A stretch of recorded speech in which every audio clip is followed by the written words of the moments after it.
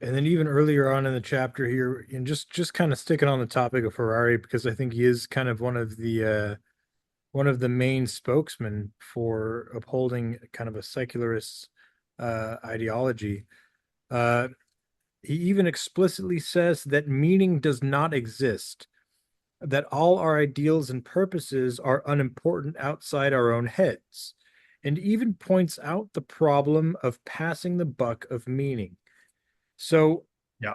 what I don't understand is if somebody touts uh the unimportance of meaning and pushes the whole idea of meaninglessness, how does he have an inherent drive to write books or to be the henchman of Klaus Schwab with the World Economic Forum? If there's no meaning, I mean, wouldn't he just be in a dark corner somewhere infested with rats and spider webs sucking his thumb until he passes away? Yeah, yeah. So I'm gonna say something nice about Harari that I saw recently, um but I'm gonna do that because I extensively take him to task in this book and think that um the audacity of him putting out the concentrated nonsense that he did and posing as an intellectual is just astounding. But so his book, early on in it, he says that we're being taken over by nihilism. And then when he explains nihilism, he explains it as nationalism. And so he basically equates, he says, anyone who doesn't say this verbatim, but essentially his point is anyone who's not on board with globalist design is a nihilist because they're too nationalist. And it's like, what, like, you can't be an, if you're a nationalist, you're not a nihilist because you believe in the goodness and power of the nation. Um, anyhow, then he also talks about how our consciousnesses are meaningless and that they don't mean anything outside ourselves, and we're all sad and our lives are pretty crummy. And then he sets all that up in the beginning of his book, but then he concludes the book, and we're talking about 21 lessons for the 21st century right now. But he concludes the book by saying that the core and future of life lies in the mystery of consciousness. And it's like, wait a minute, is consciousness a mystical mystery, or is it nonsense, meaningless stuff in a broken ape? Like, Yeah. it's not, you can't get both. There's so many things, and I point out more in the book where you're just like, Yeah. I don't like, it's astounding.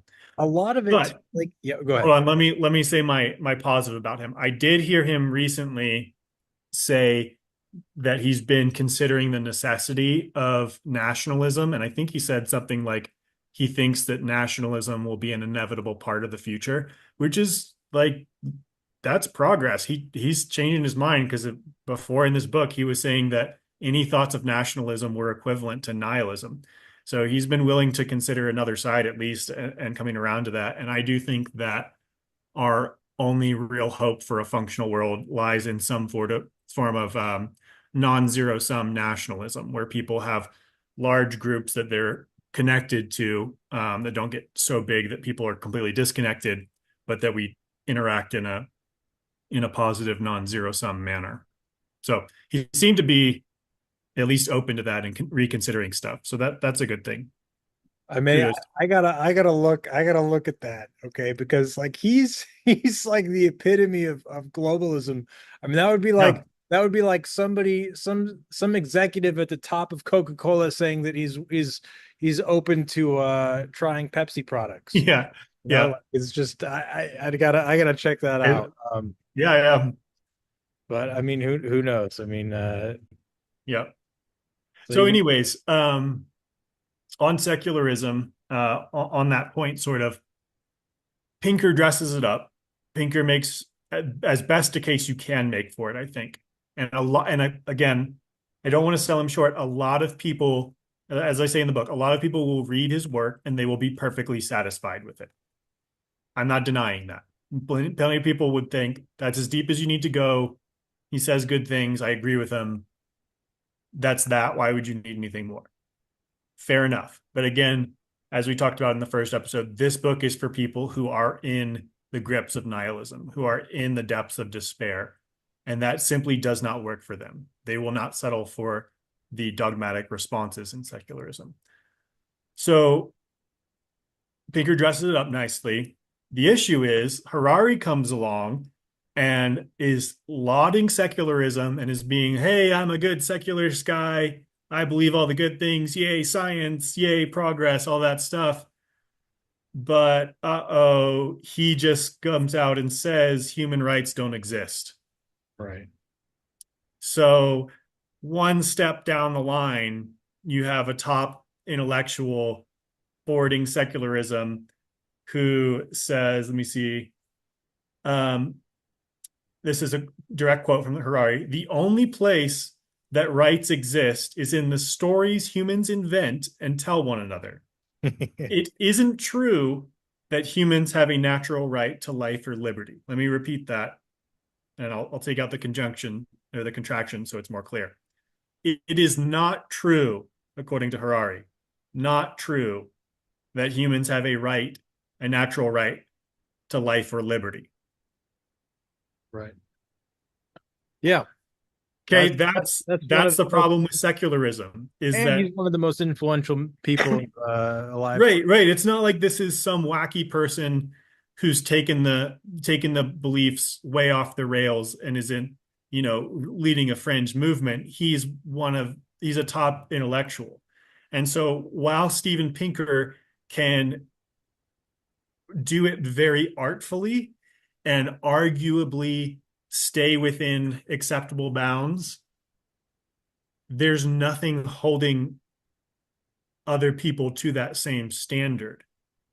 And it's perfectly within the bounds of secularism for someone just to come forward and say, hey, you know what? Humans don't have any rights, including to life or liberty. Yeah, So that's an issue. Like that's a it's problem. it's a And huge that's issue. It's a huge secularism. issue. And see, there you go. So we let's say we've knuckled down that Harari isn't necessarily in the pits of despair of Yes. nihilism, clearly, Yeah. but he takes advantage of the vacuum that secularism provides, and he fills that with the idea that freedom and liberty are not inherent. And so then Yeah. by that vacuum, him and others can instill any form of totalitarianism or authoritarianism, socialism, kind of anything else to fill in that void, you know? Right. So he's still abiding by the principle of reason, and he's lauding the value of truth. And from his point of view, he's being an exceptionally honest and truthful person. He's willing to, I'm giving him the benefit of the doubt that that is good intention behind it. But you could easily see someone in that position where they're like, look, I believe in reasonability, I believe in truth, the value of truth, and I'm just going to be as honest and truthful as I can. The reality is our rights don't exist.